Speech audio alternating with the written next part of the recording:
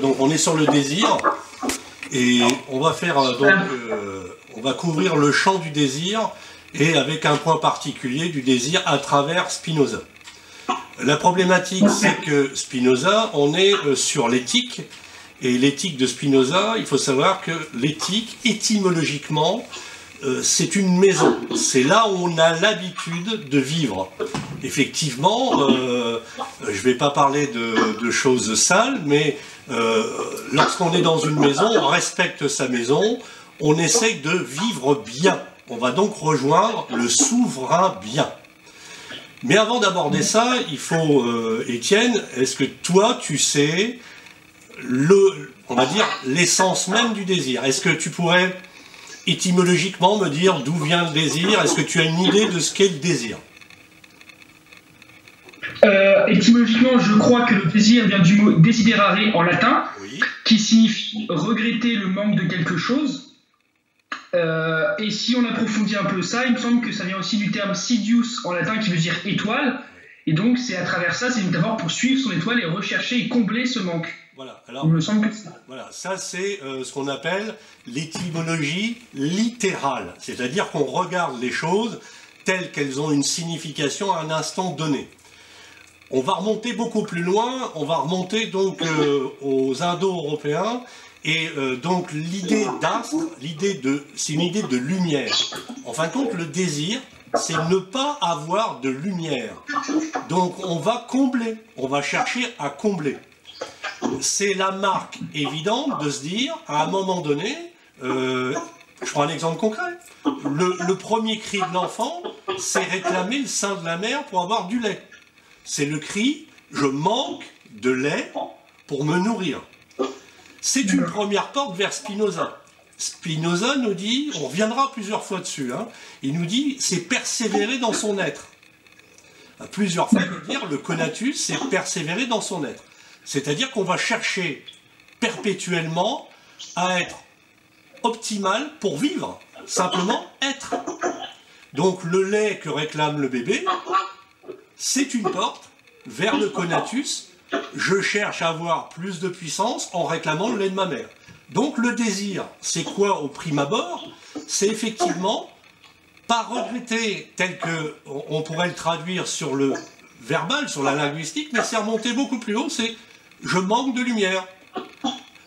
D'ailleurs, il faut savoir que si on prend Hésiode ou si l'on prend Homère, je ne sais pas si tu connais Hésiode et Homère, Hésiode aussi. Hein, Hésiode, il a écrit la théogonie, c'est-à-dire la naissance des dieux, et Homère, lui, il a écrit l'Iliade. Bon, ça, je pense que tu connais. Mais ce que tu ne sais peut-être pas, c'est que ce soit Homère ou Hésiode, ils ont un nom en grec, et en grec, on dit Anades.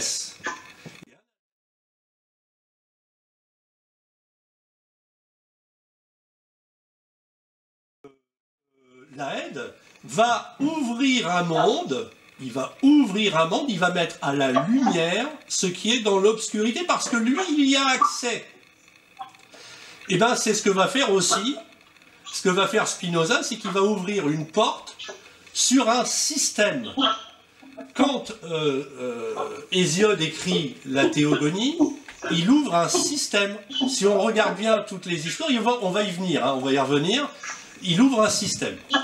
Alors, ce que je voulais dire, c'est que quand on fait de la philosophie, c'est toujours un peu rébarbatif. On est d'accord? Oui, je vois ton sourire. Donc, ça confirme. Donc, j'ai voulu te démarrer l'approche un peu de façon différente. D'abord, je voudrais que tu ailles dans ta tête, hein, tu te représentes un des temples majeurs de la philosophie, c'est le temple d'Apollon à Delphes. D'accord?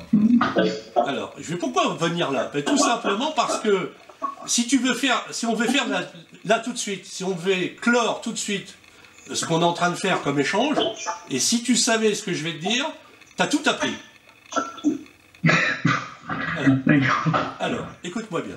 Sur le temple de Delphes, tu m'entends? Voilà, sur le temple de Delphes, il y avait 3 inscriptions. On entend toujours parler de la première, c'est Gnosis et Othon, ça veut dire connais-toi toi-même. Alors ça, tout le monde connais-toi toi-même. Bon. Mais celle qui suit, là, les gens ne connaissent pas. Alors, première, on l'a dit, c'est connais-toi toi-même. Est-ce que tu as quel est ton ressentiment par rapport à cette expression, cette citation, peu importe comment tu peux l'appeler, cet aphorisme, bien évidemment, connais-toi toi-même.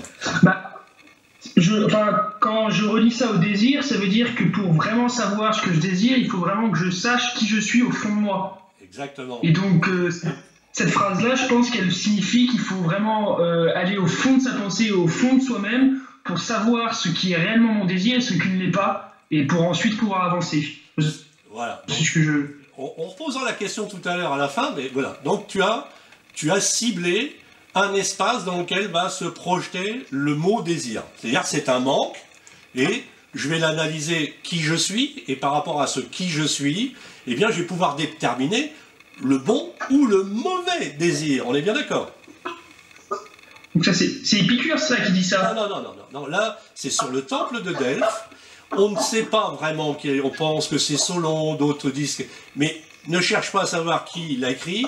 N'empêche que bien longtemps avant Socrate, très très longtemps avant lui, on a écrit « Connais-toi toi-même ». Ça, c'est le premier aphorisme. Juste derrière, alors lui, il est passé totalement inaperçu, il y a un epsilon. Qu'est-ce que c'est qu'un epsilon? C'est un E, si tu veux. Et ce E en grec, c'est le verbe être conjugué au présent de la deuxième personne à l'indicatif. C'est tuer. D'accord. Tu as, première, connais-toi toi-même, tu es, d'accord? Et ensuite, rien de trop. Rien de trop. Voilà. Donc, oublie que ça dit Médène, Egan, oublie, c'est pas grave. Donc, le truc, c'est de dire, connais-toi toi-même, tu es, et rien de trop. Et bien, si tu lis ça, tu vas t'apercevoir que tu as bien dit, je me connais, j'ai appris à me connaître, je vois ce que je peux désirer, et comme je suis, tu es. Mais c'est aussi le Dieu qui est, puisque je m'exprime avec le Dieu. Je me tourne vers le Dieu. D'accord. Et de l'autre côté, j'arrive, rien de trop. Pourquoi rien de trop? Bah, tu l'as dit, c'est que si, par exemple, mon désir, c'est de manger, bah, rien de trop, ça va être quoi pour toi? Rien de trop quand on désire manger. C'est qu'il n'y a pas d'excès, mais... Ah bien, ben voilà. Et tu l'as, c'est d'une évidence olympienne. Il ne faut pas chercher à aller plus loin. Et ça va être la même chose avec Spinoza. Voilà, les gens cherchent à aller trop loin, trop compliqué. Voilà. Donc, les premières questions de l'humanité, c'est connais-toi toi-même, tu es. En fait, donc, pour être, il faut se connaître, mais en même temps, pour perdurer dans ce être, dans cet étant, il faut rien faire de trop. Exemple, bah, si je fume, faut pas fumer comme un pompier. Si je mange, faut pas manger comme un goret, etc., etc., etc. Bon, donc tu l'as compris, c'est l'excès. Tu viens de mettre, alors en grec, c'est l'ubris. Tu verras souvent, transparaître l'ubris, et tu verras la proaséris qui est, bah, la proaséris, c'est faire un choix, c'est les choix. En fin de compte, on te dit, pour rester, pour être, bah, faut pas faire d'excès, donc faut faire des choix. Et bien là, tu commences à entrer dans le monde de Spinoza. Spinoza, il savait ça, d'accord? Il avait vu toutes les ambiguïtés du désir, et lui, quand tu vas dans la profondeur de Spinoza, tu as remarqué que la phrase, elle est relativement simple. Est-ce que tu te rappelles qu'est-ce qu'il nous met, ce brave garçon, sur le désir? Tu t'en souviens? Attendez, je m'en souviens pas très bien. Perds pas de temps, perds pas de temps. Non, laisse tomber ton livre. Voilà. Donc lui, il nous dit, le désir, c'est l'essence même de l'homme en tant qu'elle est conçue comme déterminée à quelque action par une affection quelconque. C'est relatif. J'ai pas compris, répète. Attends. Redis la phrase. Je la redis tout doucement. Spinoza dit, le désir, c'est l'essence même de l'homme. Ça, c'est important. Le désir, c'est l'essence même de l'homme. Ça veut dire que dès qu'on est un homme, on est obligé de désirer. D'accord. Mais lui, il va amener quelque chose d'autre en tant qu'elle est conçue comme déterminée. On arrive au déterminisme. Hein? Mais la détermination, ensuite, c'est de faire quelque action par rapport à des affections quelconques. Donc il ne donne pas de terme, il ouvre. Il dit, par exemple, si j'ai faim, ça fait partie de l'essence de l'homme d'avoir faim. D'accord? Je suis déterminé à avoir faim parce que ma manière d'être, alors là on rentre dans le plein Spinoza, ma manière d'être dans l'attribut, c'est d'avoir faim. D'accord? Peut-être. Hein? Ok. D'accord. Bon. Donc, Spinoza nous dit, voilà, on a des désirs. Bon. Pour que tu puisses comprendre et que ça t'amuse un peu, je vais te donner 2 histoires. Donc, on va se rééloigner Spinoza, mais Spinoza, les histoires que je vais te raconter, en tout cas, il y en a une, il connaît, et la deuxième, c'est moi, donc il ne la connaît pas. Mais, voilà. Mais la deuxième, c'est pour t'amuser un peu. Bon. Donc la première histoire, est-ce que tu connais les mythes d'Androgyne? Oui, oui, il me semble, oui. Alors, est-ce que tu te rappelles comment ça se passe dans le banquet de Platon? C'est Aristophane qui va donc parler, il parle de l'amour dans le banquet. Tu te rappelles de ça? Il parle de l'amour. Est-ce que pour toi, l'amour, ça peut être un désir? Oui, pour moi c'est inné, c'est inhérent à l'homme, et donc ça peut être un désir, ça peut être considéré comme un désir. On est d'accord. On est d'accord. Donc on va avancer.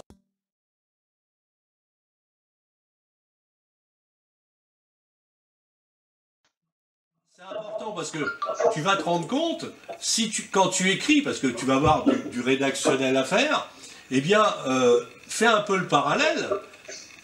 Là, je prends Othos et l'autre c'était Iphialte ou Iphialte, peu importe. Iphialte.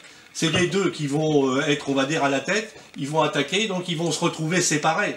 Donc ils vont se chercher pour se retrouver, se réunir et enfanter, donc maintenir cette immortalité à travers la reproduction.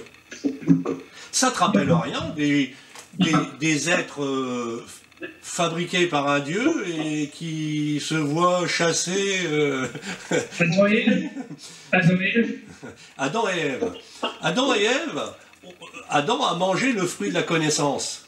Et ils ont été chassés parce qu'ils allaient... Après, la deuxième étape, c'était de manger les fruits de l'arbre de vie éternelle. D'accord? Donc, ils avaient la connaissance. Ils allaient vite fait comprendre qu'avec l'arbre à côté, ils allaient devenir immortels. D'accord? Et il faut savoir que le désir d'immortalité, c'est le désir majeur de toute l'humanité à travers l'histoire et le temps. Alors, juste pour la chose, tu regarderas, c'est très très rapide à lire, c'est l'épopée de Gilgamesh. L'épopée de Gilgamesh. Gilgamesh. Hein? Gilgamesh? J'ai pas entendu, Jean-Denis répète. L'épopée de Gilgamesh. Gilgamesh. Voilà. Je connais pas. C'est une épopée, et donc ce charmant roi, le roi d'Our, il va aller chercher l'immortalité. Et il va, alors qu'il est roi, il est riche, etc. Et il va faire tout un voyage, tout un schéma pour finalement rentrer chez lui, une main devant, une main derrière, et s'apercevoir que la vie bonne, c'est celle qu'on vit en acceptant sa mortalité. Voilà. Donc ça, c'est la première histoire. D'après toi, donc aujourd'hui, et ça c'est, on revient sur Spinoza, on a quelqu'un qui, on prend un homme, par exemple toi, tu vas aller courir après les filles, par exemple, eh bien tu te rends bien compte que, est-ce que tu cours sans réfléchir? Non, enfin, je suis mon instinct et j'essaye donc sûrement de combler un manque. Je ne pense pas que tu suis ton instinct à brûle-pourpoint. Je pense que tu réfléchis en conscience du fait que ta nature d'être humain est d'avoir des rapports, hein, et j'appuie bien sur le terme rapport, hein, c'est très spinozien. Bon, donc tu as des rapports, et donc tu es conscient de ce désir. D'accord? Oui. Voilà. Alors tu vas comprendre pourquoi je fais une différence, c'est que je vais te raconter une autre histoire. Donc cette autre histoire, on est toujours à l'époque de Zeus, donc Zeus a des problèmes avec les androgynes, mais il en a aussi avec les chiens. Alors cette histoire n'est pas connue. Les chiens veulent toujours faire la fête, bien évidemment ils font la fête la nuit, donc ils aboient, ça réveille tout le monde et ça énerve Zeus au plus haut point. Et tu vas parler. Non, ça je ne sais pas, ça les chiens donc. Et donc, la nuit aboie.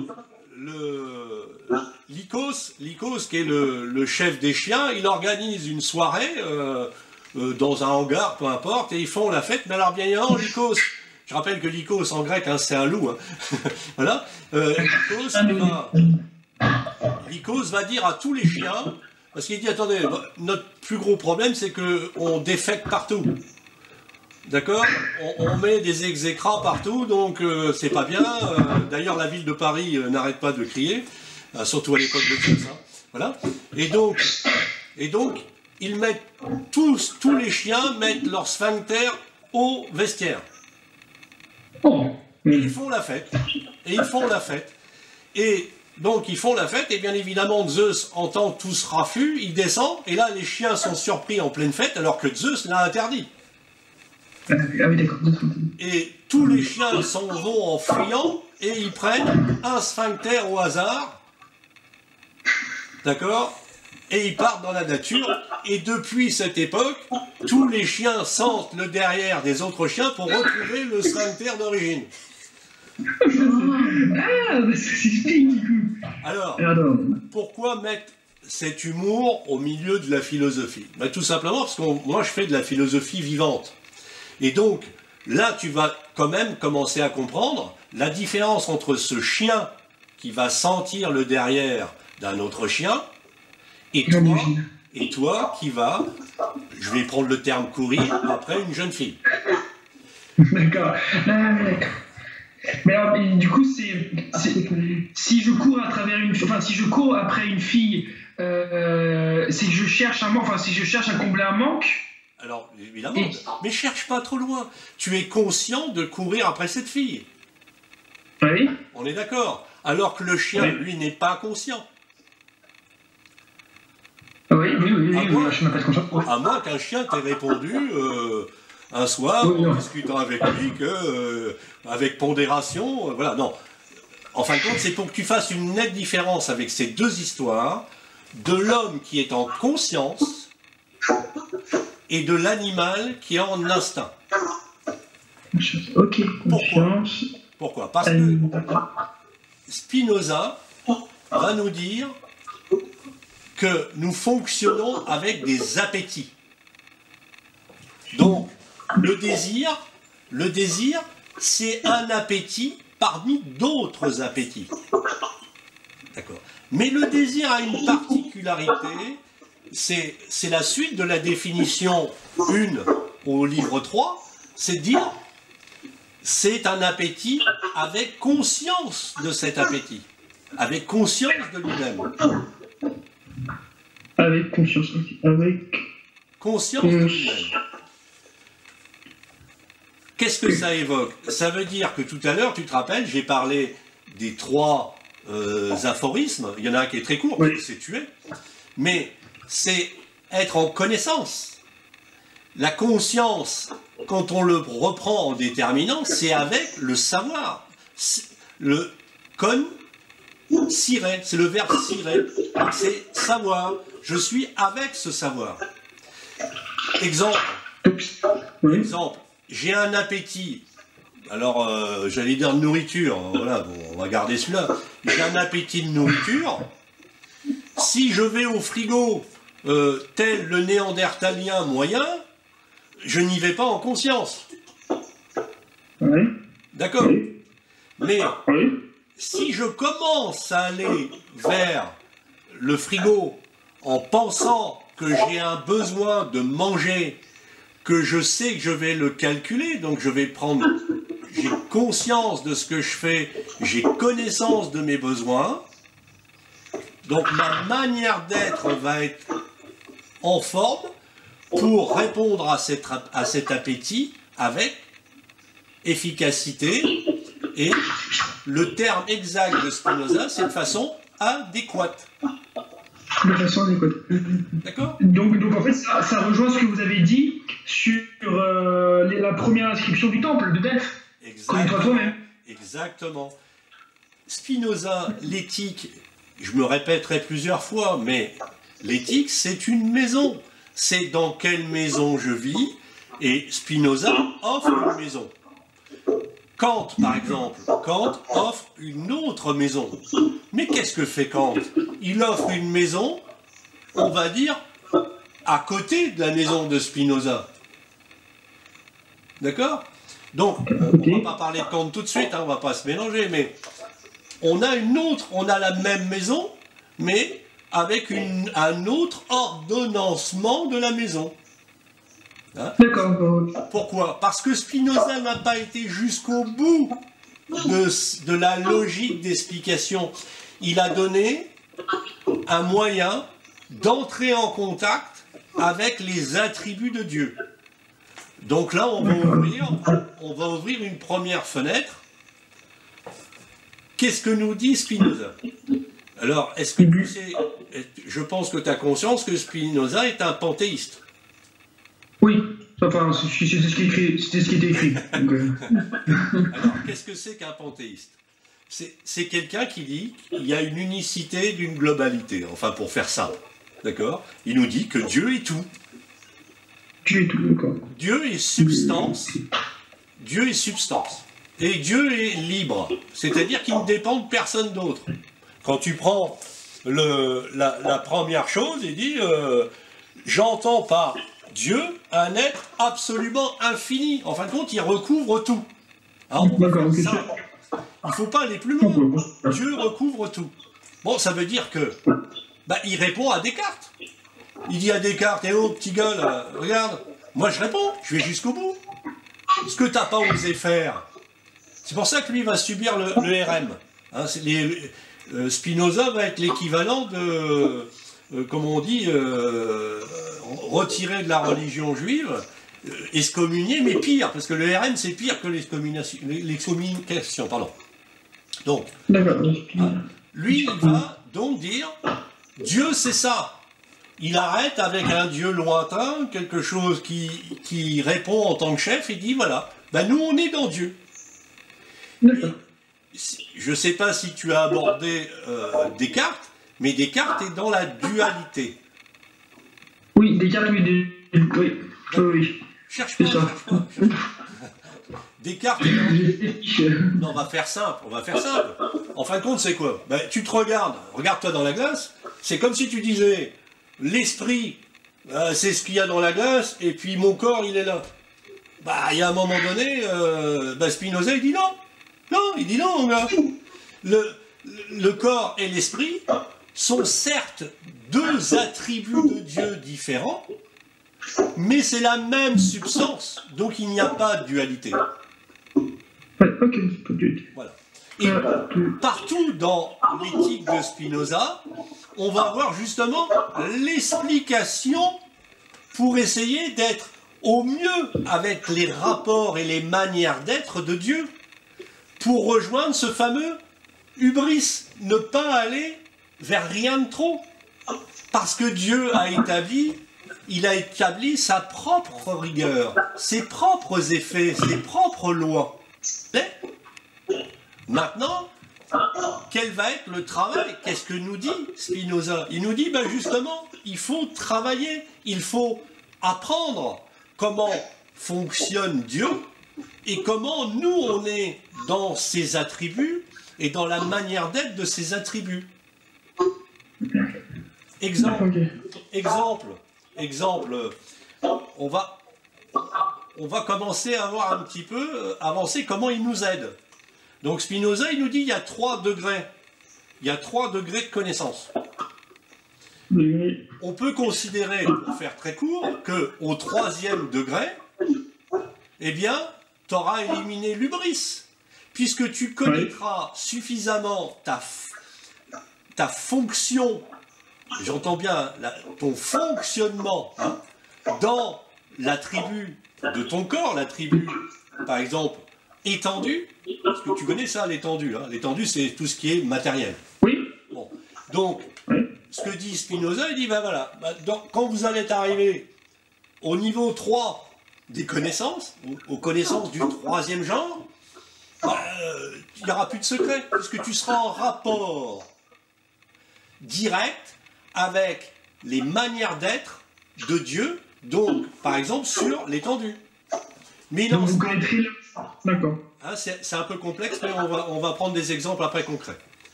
Et avant, donc, on a 2 autres connaissances, une inadéquate, une autre adéquate, et là, au 3e niveau, là, pratiquement, on cause avec Dieu, quoi.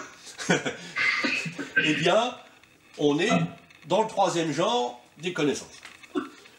En fin de compte, c'est un pied de nez que personne n'a vu, à part quelqu'un qui est fou comme moi, c'est le fait qu'il fait un pied de nez à Descartes. Descartes dans la méthode,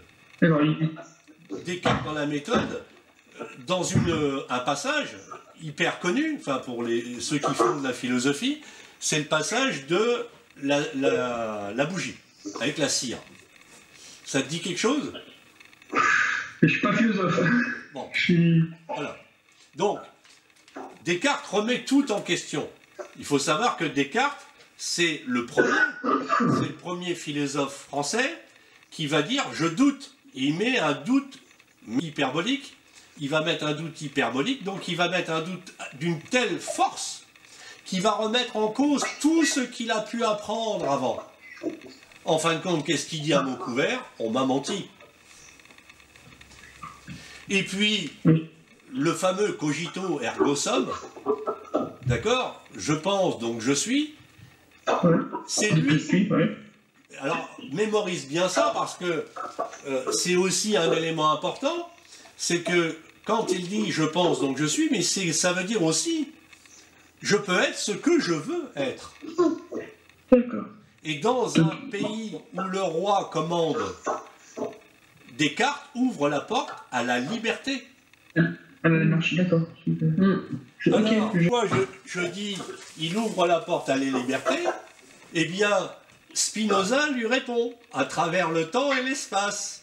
Il lui dit, là pas de mémoire, je ne peux pas avoir tout mémorisé, une chose est libre quand elle existe par la seule nécessité de sa nature et n'est déterminée à agir que par soi-même.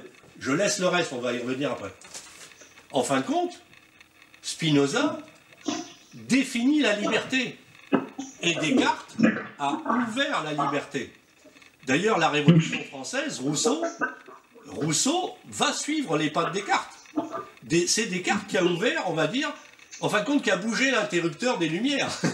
Ce qui est intéressant aussi, c'est de voir donc, ce que nous dit Descartes sur le désir, puisque on a le point de vue de Spinoza. Tu te rappelles, Spinoza, c'est le désir, c'est un appétit en conscience. On a conscience de cet appétit. Donc, on n'est pas... qu'il faut arriver au 2e degré de connaissance pour réellement connaître par cœur son désir et le fonctionnement de Dieu et son fonctionnement dans Dieu. Voilà. Parce que lui, il ramène ça à Dieu, attention. Lui, il ramène ça à Dieu. Parce que lui, c'est Dieu. Voilà. Il faut le voir, lorsqu'on étudie une éthique, on n'est pas obligé d'occuper... Tu te rappelles, j'ai dit une éthique, c'est une maison, un endroit où on a l'habitude d'être, étymologiquement. Donc, on n'est pas obligé d'être dans toutes les pièces. Toi, peut-être qu'à la maison, chez toi, ce que tu préfères, c'est la cuisine. Oui, c'est vrai. Voilà. Eh bien, imaginons que la cuisine, c'est le livre 3. Le livre 3, justement, parle des joies, des tristesses et du désir, etc., etc. Donc toi, ta cuisine à toi, c'est le livre 3. D'accord. D'accord. Aux catégories, il y a des chambres, quoi, il y a des habitations. Alors, pourquoi il faut toujours regarder un peu, hein, parce que on a vu, on a démarré sur le temple de Delphes, et puis on a avancé, et puis là on rejoint Descartes. Et Descartes, Ouais. qu'est-ce qu'il fait Descartes? Descartes, il va pas trop être imaginatif, il va reprendre ce que les autres ont fait avant. Alors lui, il va parler du désir, mais lui, il va dire c'est une passion primitive. D'accord? Ouais. Une passion primitive. Avec deux possibilités. Soit c'est une passion subie, donc si on prend Spinoza, sans conscience de l'avoir, un appétit sans qu'on le sache. Et excusez-moi monsieur, c'est Descartes qui expliquait qu'il y avait 6 passions primitives et que le désir était la 4e passion primitive, Oui. et que le désir à l'état primitif n'était pas mauvais, c'était juste sa mauvaise utilisation ou qui devenait néfaste pour le corps et pour l'homme. Il a rouvert la porte des épicuriens. Hein, les épicuriens, je ne sais pas si tu te rappelles leur fonctionnement à eux. J'essaie de te retrouver parce que de mémoire, on n'a pas tout. C'est pas les désirs non nécessaires, naturels et toute cette décortication du désir. Exactement. Donc on va voir, mais on retrouve... alors on va prendre les épicuriens parce qu'eux avaient mis les désirs naturels et nécessaires, hein, boire, manger, dormir, etc. Les désirs naturels et non nécessaires, donc on va retrouver le sexe, l'amour, mais sexuel. Et puis de l'autre côté, on va trouver les désirs non naturels et non nécessaires, qui sont la richesse, la gloire, les honneurs, etc. Bon. Mais les stoïciens font aussi bien. Faut pas se leurrer. Descartes, il est à l'école des épicuriens et des stoïciens. Les stoïciens, eux, pour ce qui est de ce qu'on appelle désirs non naturels et non nécessaires, ils vont les appeler les indifférents. Les indifférents. Attends. Indifférents. Ils vont pas s'embêter. Donc, tout ce qui est naturel, c'est la nature qui le commande. Et puis, tout ce qui est nécessaire, c'est qu'on peut pas s'en passer. Bon, ça, c'est des épicuriens. Mais, en fin de compte, ce que dit Spinoza, lui, il dit, c'est des appétits. Pourquoi leur rajouter un adjectif que j'ai faim, j'ai ci, j'ai ça, ça reste un appétit. Le fait, par exemple, de thésauriser, c'est peut-être aussi pour répondre à l'appétit de manger. Donc, il va pas. L'avantage de Spinoza, c'est pour ça que Nietzsche adorait. Enfin, il l'a même traité de frère à travers l'histoire. Il traitait Spinoza de frère. C'est parce qu'il n'a pas mis d'interdit. Il a donné une méthode. D'accord? Il faut attendre Kant pour avoir un décortiquage plus précis des connaissances. On ne va pas tout mélanger. Hein. Voilà. Donc, on continue avec notre cher Spinoza. Pour comprendre, c'est que j'ai dit, il faut que ce soit en conscience. Donc, il faut avoir la possibilité de ne pas tomber dans l'hubris, dans le... D'accord. Hein, rester dans le rien de trop, il faut qu'on l'évite. Pour rester un être, tu es, et donc, il faut connaître, il faut la connaissance. Bon, voilà.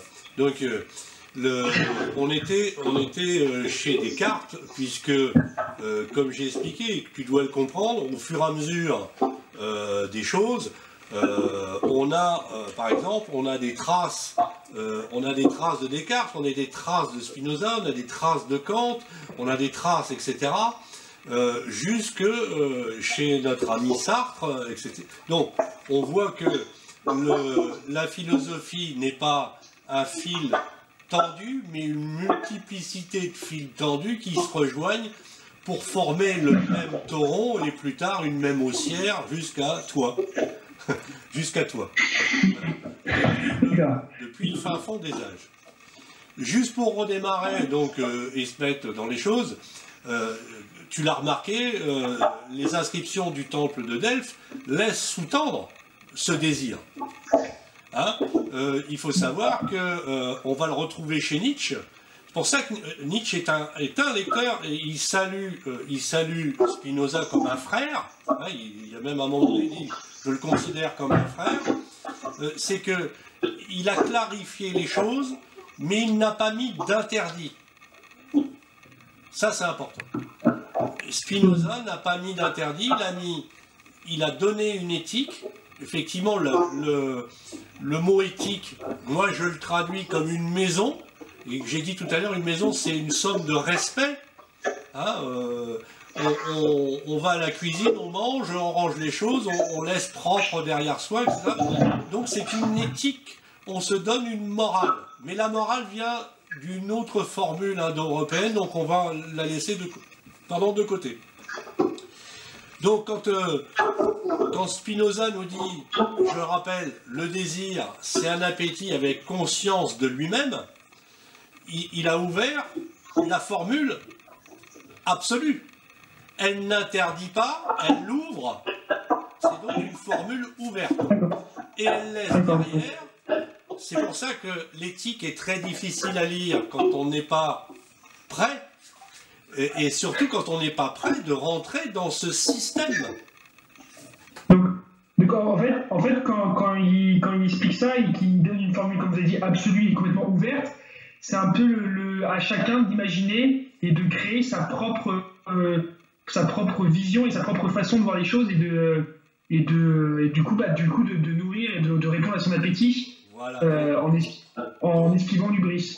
Voilà. Donc ça c'est une formule que tu vas voir au fur et à mesure s'améliorer. Tu vas te bonifier comme du bon vin. Voilà. Donc, prenons Descartes, revenons à Descartes. Donc Descartes, lui aussi, a conscience du désir.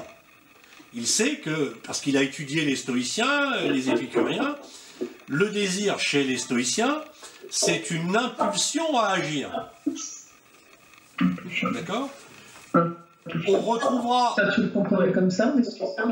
Hein, le désir est une impulsion à agir. Quand on remonte très très loin dans l'histoire, donc notamment sur Parménide par exemple, Parménide va ramener le plaisir, il va amener le plaisir au devant de son poème, et c'est très fin. Alors si on a lu Spinoza avant, c'est une lumière absolue sur un écrit majeur de la philosophie. Qu'est-ce que nous dit Parménide? Il nous dit, la personne va découvrir son être, donc qui il est. Hein, tu te rappelles? Connais-toi toi-même. Il va découvrir le héros de Parménide, il prend la route, mais avant de prendre la route, il s'est chargé de connaissances. C'est un homme instruit qui prend la route. C'est pas n'importe qui. Donc pour ouvrir l'éthique de Spinoza, c'est la même chose. Pour aller se découvrir, il faut s'instruire. Exemple, toi, pour aller à l'école, tu as bien appris à lire. Tu n'es pas rentré à l'école comme ça. Par exemple, à l'école de Platon, c'était marqué « Nul ne rentre ici s'il n'est pas géomètre ». D'accord, donc il faut une connaissance pour pouvoir aborder le sujet. Il faut donc des connaissances. Spinoza a bien compris ça, donc il va, lui, donner un champ de 3 connaissances. Mais pourquoi? Parce que, aussi, un des fondamentaux de Spinoza, c'est d'amener la joie et la tristesse. La joie et la tristesse. Et on va y revenir après. Donc, comme j'ai dit, je vais avoir le même humour caché que Spinoza, mais un peu plus en lumière vis-à-vis de Descartes. Descartes il nous dit donc on a des passions primitives, donc des appétits, d'accord? Mais lui il l'appelle passion primitive. Bon. Et il va subdiviser ces passions, donc on a les passions primitives et des passions, et il va donner une hiérarchie. Et rappelons-nous de l'histoire des chiens et l'histoire des androgynes. Eh bien, on va dire que les androgynes, maintenant aujourd'hui, sont obligés de réfléchir, d'être conscients des choix qu'ils vont faire pour choisir le ou la bonne partenaire. C'est-à-dire, en fin de compte, faire un vrai travail de recherche, une enquête. Hein, et même avec humour, si on décrit les policiers, il faut quand même une certaine somme de diplôme pour être un bon policier. Donc, l'enquête que mène Descartes, il va dire il y a deux formes de désir. Il y a les passions, et étymologiquement, passion, ce qui donnera patient, il faut savoir que c'est quelqu'un qui souffre. Donc, eh bien, Descartes nous dit, oui, la première subdivision, c'est de la souffrance. Parce qu'on souffre, parce qu'on n'a pas. Le fameux manque qu'on a vu, manque de lumière, si on remonte au plus haut point de l'étymologie, ou manque de l'étoile du bonheur, enfin, peu importe comment on peut, après poétiquement, le voir. Bon. Et la deuxième, et c'est là qu'il commence à arriver, on va commencer à voir arriver le mot volonté. Hein, la volition, à un moment donné, on le lit à certains endroits, mais ne compliquons pas. Donc, en fin de compte, il nous dit quoi, Descartes? Il nous dit qu'il y a deux formes de désir. Il y a les désirs, c'est des souffrances parce qu'on ne les maîtrise pas.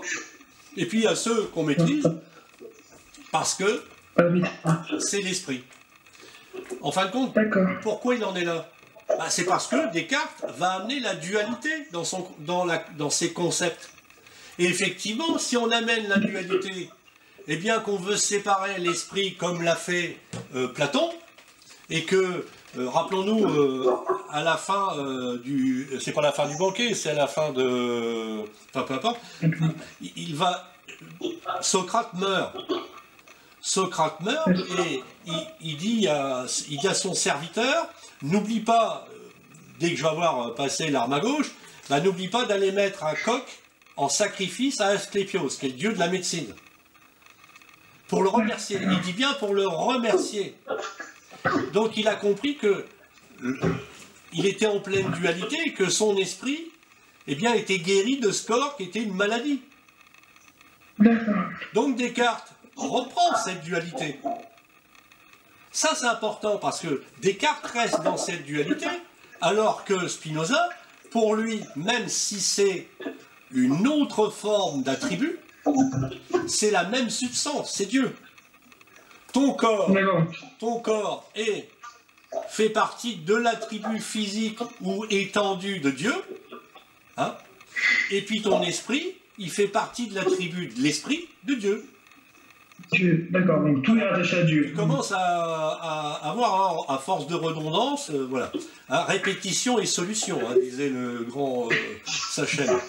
Donc, Descartes nous dit donc, on a la volonté et on a les passions. Donc en fin de compte, on a ce qu'on subit, le chien, hein, qui cherche son sphincter, et puis de l'autre côté, on a l'acte réfléchi, on a la volonté, par exemple, de vouloir se reproduire.